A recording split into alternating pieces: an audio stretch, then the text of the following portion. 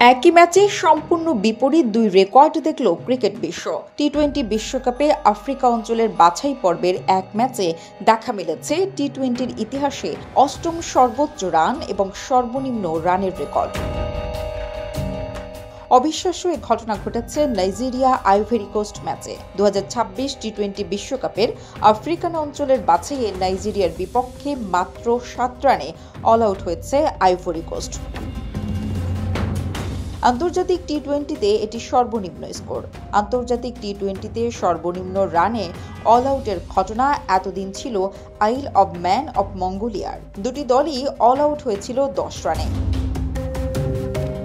রোববার আফ্রিকা মহাদেশের উপ-আঞ্চলিক বাছাইয়ে প্রতিপক্ষের বিশ্ব রেকর্ড গড়ার ম্যাচে নাইজেরিয়া জয় পেয়েছে 264 রানের বড় ব্যবধানে। তাদের জয়ের ব্যবধানটিও রেকর্ড গড়েছে, যা আন্তর্জাতিক টি-20-তে তৃতীয় সর্বোচ্চ ব্যবধানে জয়। এর আগে গাম্বিয়ার বিপক্ষে জিম্বাবুয়ের 290 এবং মঙ্গোলিয়ার বিপক্ষে নেপাল 273 রানে জিতেছিল।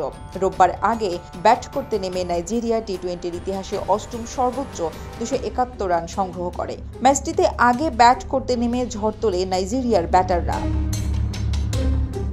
রিটায়ার্ড হার্ট হয়ে মাঠ ছাড়ার আগে 13-4 ও 2 ছক্কায় মাত্র 53 বলে 112 রান করেন সেলিম সালাউ। এছাড়া আইজাক ওকোপি 23 বলে 65 রান এবং ওপেনার সুলাইমান রানসাউই 29 বলে 50 রান করেন। ফলে নির্ধারিত 20 ওভারে 4 উইকেটে 271 রানের বড় পুঁজি পায় নাইজেরিয়া।